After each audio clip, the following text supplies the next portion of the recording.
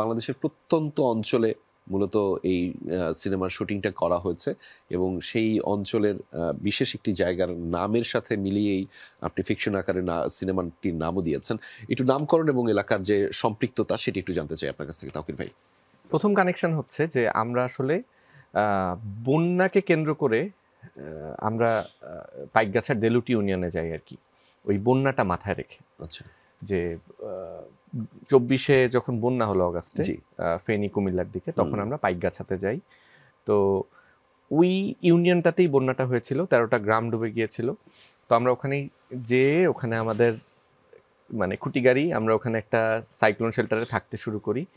কারণ film maker হিসেবে আমাদের মনে হয়েছে যে কোনো পরিস্থিতিতে আমাদের নানান, যেমন গণমাধ্যম তার দায়িত্ব পালন করে, আমরা নানানভাবে ত্রাণ দেই, কমিউনিকেট করি, নানানভাবে সাপোর্ট সিস্টেম হওয়ার চেষ্টা করি। তো ফিল্ম মেকার হিসেবে কন্ট্রিবিউট করার জায়গাটা কোথায়? তখন আমাদের মনে হয়েছে যে আমরা যদি এইটাকে সিনেমার পর্দায় আনতে পারি, তাহলে আসলে হয়তো হলেও আমরা কিছুটা কন্ট্রিবিউট করতে পারবো।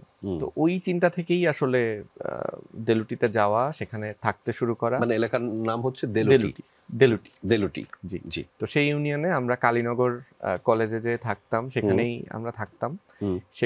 সেইখানকার মানুষদের জীবন এবং সেই সময় আমাদের সরকার পতনের পরবর্তী সময় আর কি, এই সময়টা, এই দুইটাকে উপজীব্য করে ওইখানে বসে তাদের সাথে তাদের জীবন লেখা। এবং সেই তো লেখা থেকে, দেলুটি থেকে সিনেমায় তাহলে এলাকাটার নাম কি হবে? তখন দেলুটি থেকে ইউনিয়নটা হলো দেলুপি।